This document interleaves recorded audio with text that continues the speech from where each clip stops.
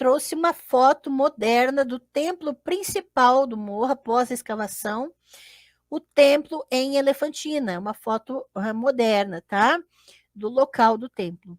Então, a gente tem um templo para Javé ali, num lugar em que uma comunidade judaica vivia desde o século 8 ou 7 antes da Era Comum, tá?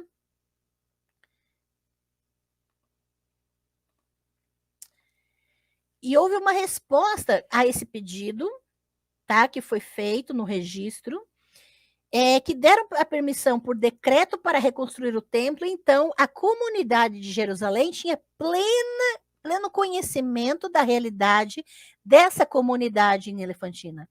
Então, não eram realidades paralelas, entende? Uma conhecia a outra e uma apoiou a outra na reconstrução. E é isso que é importante. Olha que interessante, gente. Então, foi escrito até um memorando, tá?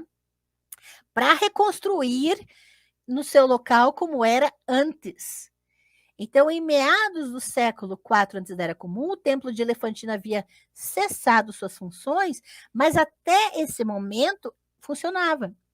E há evidências de escavações que a reconstrução e ampliação do templo de Knum e Nectanebo tomou o lugar do antigo templo de Javé. Tá? Isso já é evidenciado. Quase acabando, gente. Tá? Eu sei que tem bastante coisa, mas eu não conseguia deixar isso aqui de fora, de verdade. E em 2004, o Museu de Arte do Brooklyn criou uma exposição intitulada Jewish Life in Ancient Egypt, Vida Judaica no Antigo Egito, e um arquivo que seria a partir de um arquivo familiar, né, do Vale do Nilo, que apresentava o casal interreligioso de Ananias, um funcionário do templo, que é registrado nessa documentação. Ele era funcionário do templo de Javé, que é Yahoo, né, como ele é chamado lá.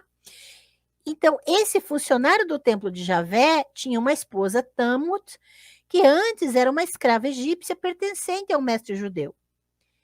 Então, alguns materiais de exposição relacionados de 2002 incluíram comentários sobre as semelhanças estruturais significativas entre o judaísmo e a antiga religião egípcia, e como eles facilmente coexistiam e se misturavam em Elefantina. Então, nós estamos vendo um fenômeno de um judaísmo politeísta. Por isso, nós não podemos falar de um judaísmo, mas sim de judaísmos. Tá?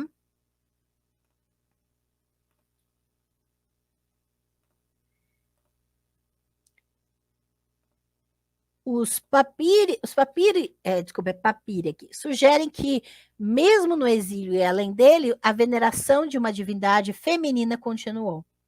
Os textos foram escritos por um grupo de judeus que viviam em Elefantina, perto da fronteira com a Núbia, cuja religião tem sido descrita como quase idêntica à religião judaíta da Idade do Ferro II, ou seja, politeísta.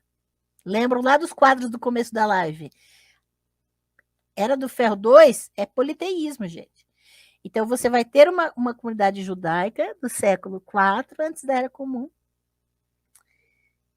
politeísta. E os papiros descrevem os judeus como adorando Anat Yahoo. Anat Yahoo é descrita como a esposa ou consorte sagrada de Javé, a deusa Anat, né? Ou como um aspecto hipostatizado de Javé. O que é um aspecto hipostatizado, gente? É quando você materializa um conceito abstrato. Então, Anat Yahoo seria a materialização de Javé ou a sua consorte, a sua esposa. Tá? Que bom que vocês estão gostando.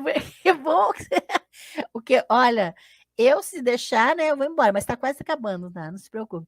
Mas eu acho que essas informações são tão importantes e pouquíssimas pessoas falam sobre isso. A maior parte dos materiais que eu ouço sobre isso é em língua inglesa. Mas a comunidade elefantina é uma pesquisa em si só, que você vai perceber que não pode ficar restrito a conceito de uma monocultura, um monoteísmo, que nunca existiu homogeneamente. percebe?